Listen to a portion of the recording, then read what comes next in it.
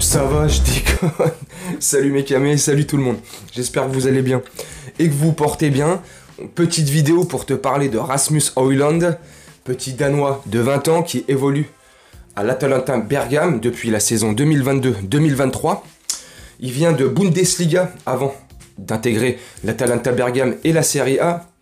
Il a joué, on va faire vite fait ses stats de la saison dernière. Il a joué 20 matchs pour 9 buts inscrits en Serie A. Et il a pris qu'un seul carton jaune. En Coupe d'Italie, je crois qu'il il est rentré que 2 ou 3 fois, enfin bref, je sais pas. 20 matchs, 9 buts pour la saison qui vient de s'écouler, 2022-2023 en Serie A pour l'Atalanta Bergame.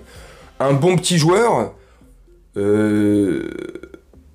gaucher, assez technique, très bon, altruiste. Il aime faire jouer ses partenaires aussi. Pas maladroit devant un but, habile devant le but. Franchement, que dire de lui? C'est un gaucher très polyvalent, d'1m91. J'avais noté quoi?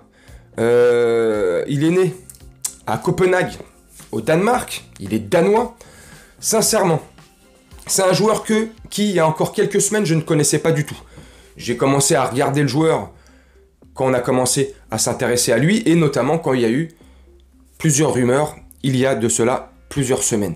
Donc j'ai été voir, comme tout à chacun, je pense, qui ne connaissait pas le joueur, comme toi certainement si tu ne connaissais pas le joueur, j'ai été voir, me renseigner, voir ce qu'il valait, où il évoluait avant, comment il arrive à l'Atalanta Bergame, qu'est-ce qu'il vaut, balle au pied, droitier, gaucher, des skills, des highlights, comme ce que je te montre derrière moi, pour te donner une idée plus ou moins du potentiel du gars, de quel bois il chauffe, tu sais, comment il bouge, comment il agit, comment il se déplace sur un terrain, comment il joue avec les autres, comment il regarde sur le terrain, comment il se déplace, l'intelligence, le QI football, bref, t'as compris.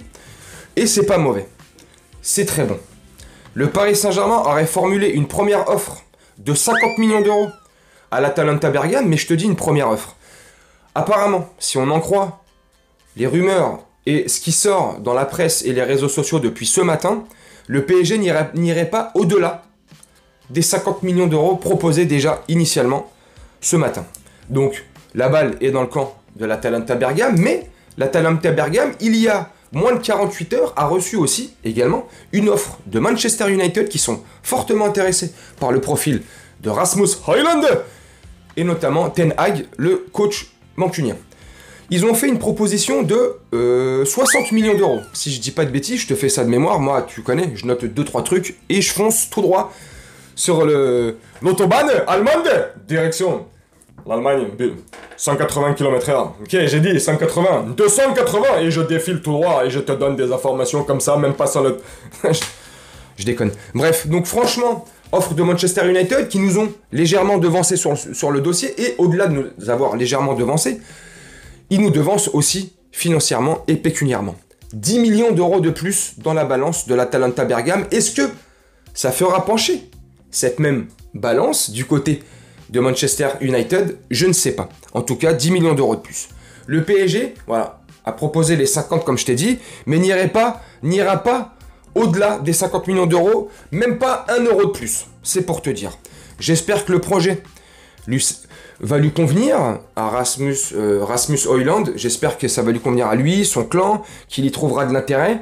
Parce que quand tu as une proposition de Manchester United, tu t'appelles Rasmus Højlund, tu arrives à, ça va, le championnat anglais, je pense, le climat et tout, tu vas largement t'y acclimater.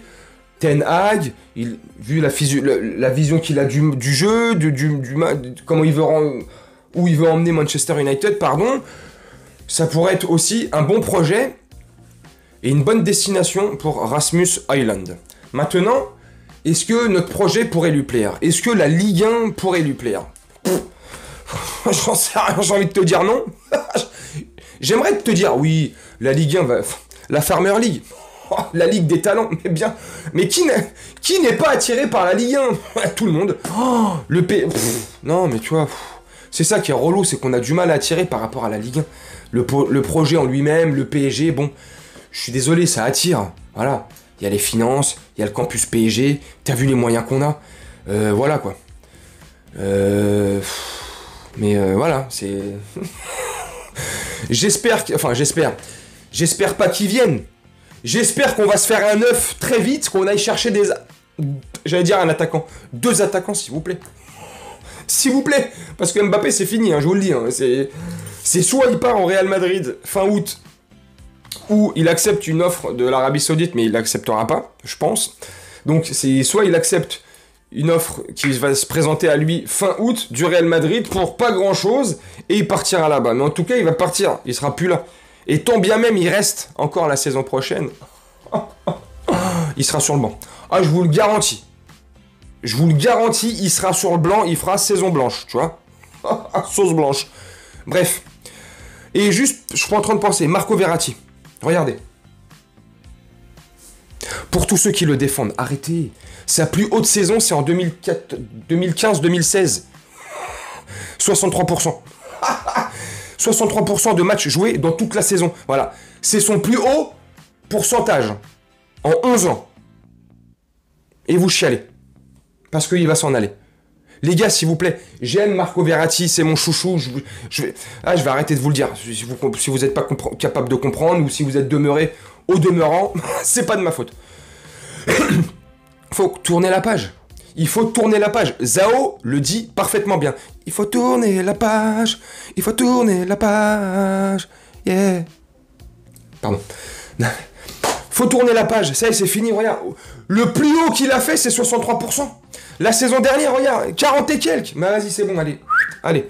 Parenthèse, Marco Verratti. Fermé. Retour sur notre mouton. Rasmus Højlund.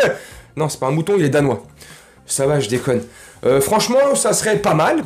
Oui. De toute manière, que ça soit lui ou un autre. Un Gonzalo Ramos. Mais lui non plus, apparemment, ça se fera pas. Un Harry Kane, mais bon, lui aussi, apparemment. Pardon, micro. Ça se fera pas. Donc, je sais pas. Mais allez, lui, ça pourrait être pas mal. Voilà, le profil, je te dis là, comment ça pourrait être pas mal au PSG avec Luis Enrique, la patte qu'il veut mettre, les joueurs qu'on a pris, comment ça va tourner, ça pourrait être pas mal. Hein? J'aimerais bien, oui. Il vient pas, c'est pas grave. Il faut aller chercher un neuf. Aller chercher un attaquant de métier là. Un mec, parce que là, défensivement, on va être présent. Ouais. Au milieu de terrain, malgré le départ de notre hibou, on sera présent. Ouais. Mais l'attaque, est-ce qu'on sera présent? Non. Pas du tout. Tu me dis en commentaire ce que t'en penses. Bref, moi je vais te laisser là-dessus. C'était histoire de te parler de Rasmus Højlund, Norvégien né à Copenhague, de 20 ans, qui évolue en ce moment, à l'heure actuelle, à l'heure où je te parle, à la minute où je te parle, à la Talenta Bergame. Pourquoi je fais l'accent allemand? J'ai fait l'accent allemand-italien. Mussolini avec... Je déconne. Bref, tu me dis en commentaire ce que tu en penses. Moi, je vais te laisser là-dessus. Je vais te faire un petit montage tranquillement, comme d'habitude. Et on se retrouve bientôt pour une prochaine vidéo. Purée, je te souhaite une très bonne journée, une très bonne soirée ou une très bonne nuit. Et je te dis à bientôt. Ciao.